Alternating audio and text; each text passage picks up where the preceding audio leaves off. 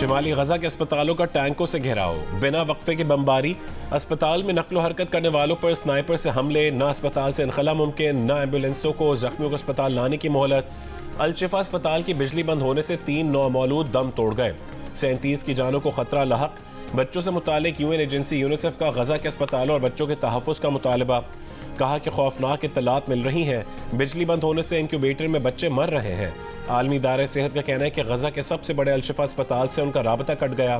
खतरनाक होती सूरत हाल पर तशवीश का इजहार, डॉक्टर्स, आउटडोर, बॉर्डर, फौरी जंग बंदी का मुतालबा। कहा कि फौरी अमल ना हुआ तो अस्पताल मुर्दा खाना बन जाएंगे।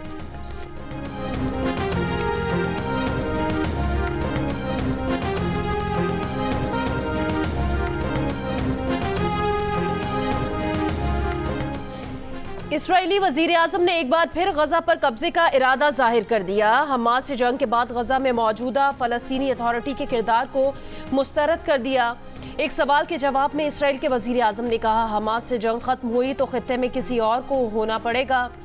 वहाँ कोई ऐसी अथॉरिटी नहीं होगी जो अपने बच्चों को इसराइल से नफरत सिखाए या इसराइलियों को मारने और इसराइल की रियासत का सफाया करने की तालीम दे। चंद रोज पहले अमरीकी वजीर खारजा गजा पर कब्जे के इसराइली प्लान को रद्द कर चुके हैं। G7 इजलास के बाद एंटनी ब्लिंकन ने कहा था, ये बात वाज़ेह है कि इसराइल गजा पर कब्जा नहीं कर सकता। उन्होंने फ़लस्तीनी ज़ेर क़यादत हुकूमत और फ़लस्तीनी अथॉरिटी के तहत मगरबी किनारे के साथ मुत्तहिद गजा की बात की थी।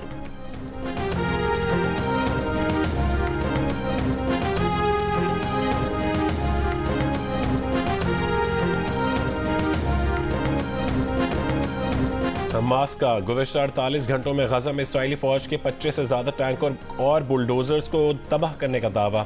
160 से ज़्यादा इसराइली फौजी अहदाफ को मुकम्मल या जुज़वी नुकसान पहुँचाया गया। तर्जुमान अल-क़स्साम ब्रिगेड अबू उबैदा का कहना है कि इसराइली फौज से लड़ाई बराबरी की नहीं, लेकिन फिर भी हमास से लड़ाई ने खित्ते की सबसे ताकतवर फौज को खौफजदा और परेशान कर दिया। इसराइली फौज का दावा है कि हमास शिमाली गजा का कंट्रोल खो चुकी है। 3 दिन में तकरीबन 2 लाख अफराद शिमाली गजा से जनूब की तरफ चले गए।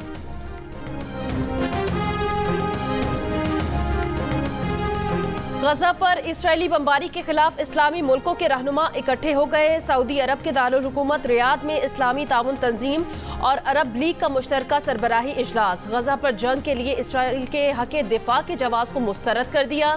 दुनिया से इसराइली हुकूमत को हथियारों की फराहमी रोकने का मुतालबा। मुश्तरका एलामिये में कहा गया कि आलमी बरादरी गजा का मुहासरा ख़त्म करवा के वहाँ फंसे फ़लस्तीनियों को इंसानी इमदाद की फराहमी यकीनी बनाए। इजलास गजा पर इसराइली जारहियत, जंगी जराइम और कत्लेआम की मजम्मत करता है। सऊदी वली अहद शहजादा मोहम्मद बिन सलमान ने मशरकी बैतुल मक़दस को फ़लस्तीनी रियासत का दारुल हुकूमत करार देने और 1967 की सरहदों वाली फ़लस्तीनी रियासत के क़याम का मुतालबा कर दिया। तुर्क सदर रजब तैयब एर्दोगान ने इसराइल को अपने किए की कीमत चुकानी होगी, उसे जंगी जराइम की आलमी अदालत में ले जाना होगा। ईरान के सदर इब्राहिम रईसी ने कहा, हमें सहनी रियासत से निजात के लिए मुज़ाहिमत और हमास की हिमायत करनी होगी। फ़लस्तीनी सदर महमूद अब्बास ने कहा, हमें इसराइली काबिज़ फ़ौज की जारहियत का सामना करने के लिए अकेला छोड़ दिया गया है।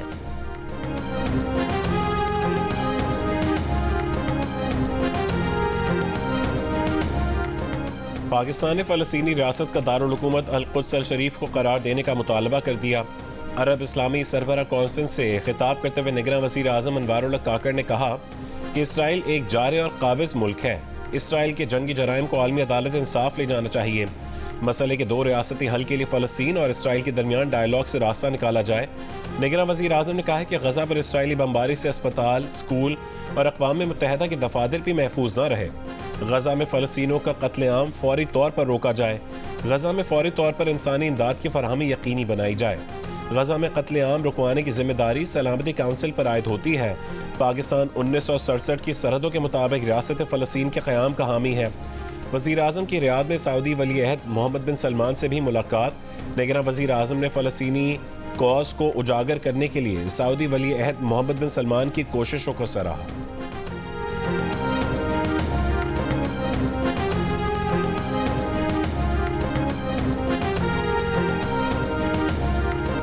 बरतानिया बरतानिया में फलस्तीनियों के हक में तारीख का सबसे बड़ा मुजाहिरा। लंदन की फजा फलस्तीन को आज़ाद करो और जंग बंदी के नारों से गूंज उठी।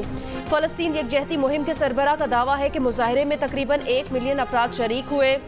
बरतानवी पुलिस के 3 लाख अफराद मौजूद होने का दावा। मुजाहिरीन ने इसराइली वजीर आज़म नेतन्याहू को मौजूदा दौर का हिटलर करार दिया। तारीखी मुजाहिरे में पाकिस्तानी कम्युनिटी की भी बड़ी तादाद में शिरकत। फ्रांस, स्पेन और जनूबी अफ्रीका समेत दुनिया के कई ममालिक में मुजाहिरे।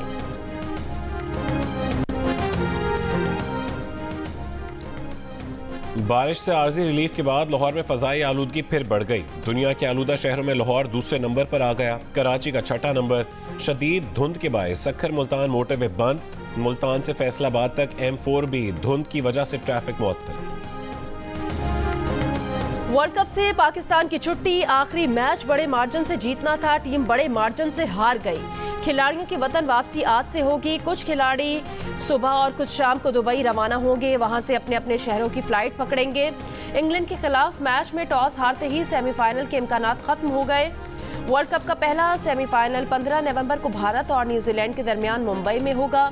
दूसरा सेमीफाइनल 16 नवंबर को ऑस्ट्रेलिया और जनूबी अफ्रीका के दरमियान कोलकाता में होगा।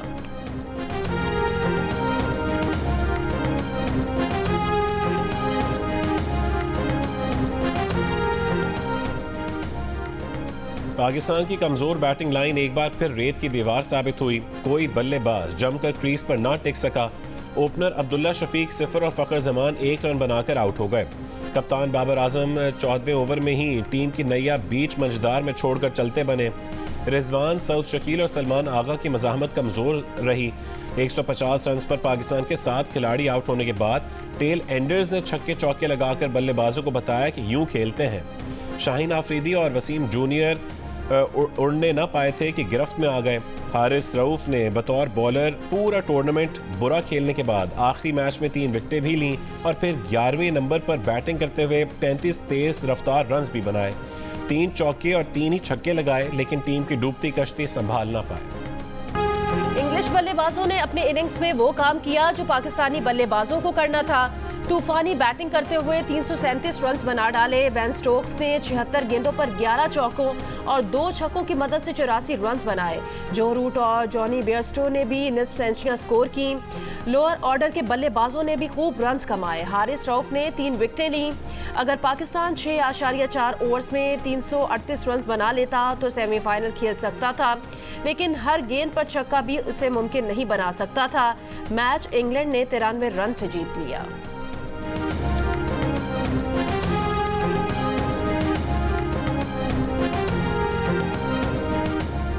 पाकिस्तान क्रिकेट टीम के डायरेक्टर मिकी आर्थर का कहना है कि सेमीफाइनल तक रसाई के लिए जिस तरह की क्रिकेट दरकार थी वैसी नहीं खेले।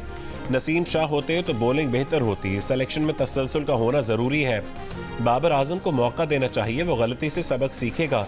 गलती करना जुर्म नहीं, हर कोई करता है। प्लेयर्स को एतमाद देना अहम है। अब फोकस ऑस्ट्रेलिया के खिलाफ टेस्ट सीरीज पर है। खैबर पख्तूनख्वा के निगरान वजीर आला मोहम्मद आजम खान इंतकाल कर गए। सूबाई काबीना भी तहलील हो गई। खैबर पख्तूनख्वा के नए निगरान वजीर आला के नाम पर मुशावरत के लिए गवर्नर गुलाम अली ने साबिक वजीर आला महमूद खान और साबिक अपोजिशन लीडर अकरम दुरानी को आज 11 बजे मुशावरत के लिए बुला लिया। कहा 3 दिन के अंदर नए निगरान वजीर आला के इंतखाब से मुतालिक फैसला करें। अवामी नेशनल पार्टी के सूबाई सदर एमल वली खान की गवर्नर पर तनकीद। कहा वजीर आला के इंतकाल के चंद घंटे बाद इजलास तलबी कहाँ की रिवायत है।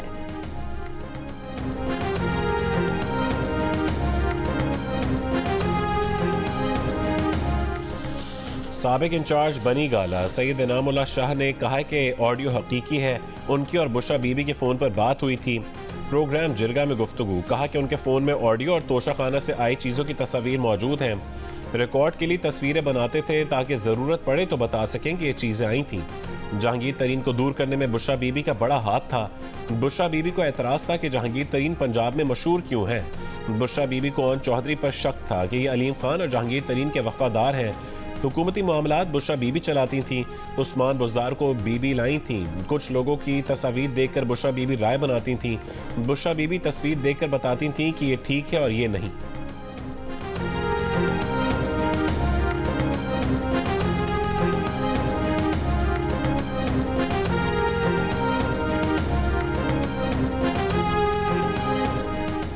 असद उमर ने चेयरमैन पीटीआई से राहें पक्की जुदा कर ली। पीटीआई की बुनियादी रुकनियत से मुस्ताफी, सियासत भी छोड़ने का ऐलान। सोशल मीडिया पर असद उमर ने कहा वो रियासती इदारों के साथ तसादुम की पॉलिसी से मुत्तफिक नहीं। ऐसी पॉलिसी रियासती इदारों के साथ शदीद टकराव का बायस बनी है जो मुल्क के मफाद में नहीं है। साथ देने वालों के शुक्रगुजार हैं, खास तौर पर NH-51 की टीम और वोटर्स का शुक्रिया अदा करते हैं जिन्होंने 2 बार मुंतखब किया।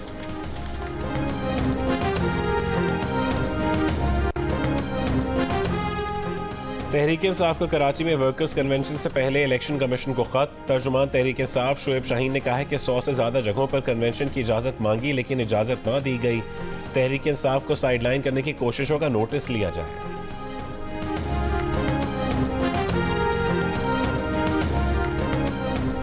मुस्लिम लीग नून का बलोचिस्तान में बलोचिस्तान अवामी पार्टी और JUI से इंतखाबी इत्तेहाद और मिलकर इलेक्शन लड़ने का इम्कान। नवाज शरीफ जल्द बलोचिस्तान का दौरा करेंगे। सूबे के वजीर आला का फैसला मुशावरत से होगा। जराए के मुताबिक BAP और JUI अपना अपना वजीर आला लाने की ख्वाहिशमंद है।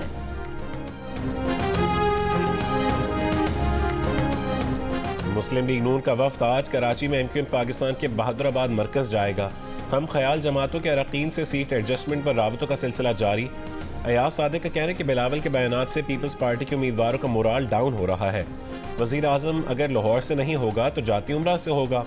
साद रफीक बोले सिंध में किसी के खिलाफ इत्तेहाद नहीं बना रहे, हम ख्याल लोगों से इंतखाबी इत्तेहाद बनाना नून लीग का आईनी और जमहूरी हक है। लीगी वफ्द की रहनुमा JUI राशिद महमूद सुमरों से मुलाकात। तर्जुमान JUI के मुताबिक लीगी वफ्द ने JUI रहनुमा को नवाज शरीफ का पैगाम पहुँचाया। अयाज सादिक ने कहा कि वक्त आ गया सिंध के अवाम की उमंगों के मुताबिक सिंध में मुतबादिल क़यादत लाई जाए। मुस्लिम लीग नून के वफ्द की पीर पगारा से भी मुलाकात। सिंध में मिलकर इंतखाबात में हिस्सा लेने और मुस्तकबिल की सियासी हिकमत अमली पर गुफ्तगू।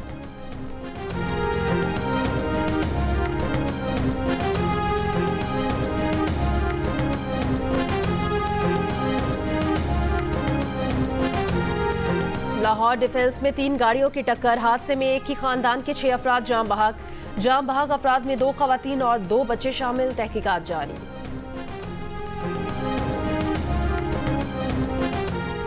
कराची के इलाके सुरजानी सेक्टर 7A में घर से गला कटी लाश बरामद।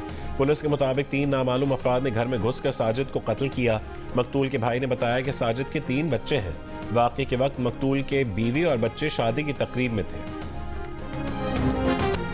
रावलपिंडी में खेलते हुए ट्रंक में छुपने वाले 3 कमसिन बहन भाई जां बहक।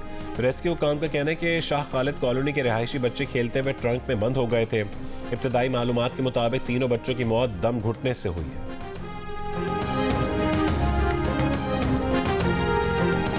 इसराइल को हमलों से रोकने और फ़लस्तीन में जंगबंदी के लिए अमरीकी सदर के डेलावेयर घर के करीब दर्जनों अफराद का एहतजाज।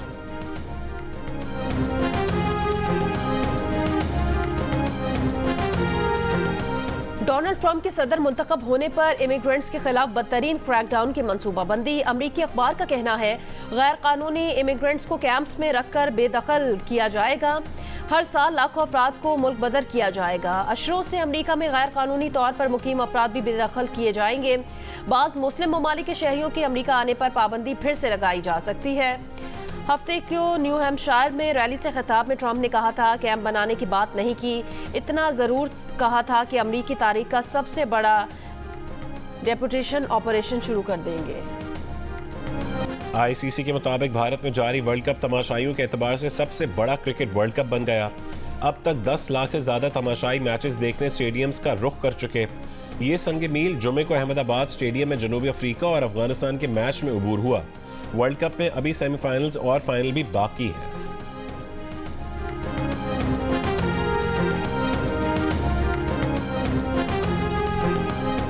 ऑस्ट्रेलिया ने बांग्लादेश को 8 विकेटों से शिकस्त दे दी। मिचेल मार्श के नाकाबिले शिकस्त से 177 रन की बदौलत ऑस्ट्रेलिया ने 307 रन का हदफ 45 ओवर में हासिल कर लिया। स्टीव स्मिथ ने 63 रन बनाकर नॉट आउट रहे। बांग्लादेश ने पहले बैटिंग करते हुए मुकर्ररा ओवर्स में 8 विकेटों पर 306 रन बनाए थे। मुजफ्फरगढ़ में थल जीप रैली का फाइनल राउंड प्रीपेड कैटेगरी के मुकाबले आज होंगे। नादिर मक्सी और साहबजादा सुल्तान समेत मुल्क के नामवर रेसर्स हिस्सा लेंगे।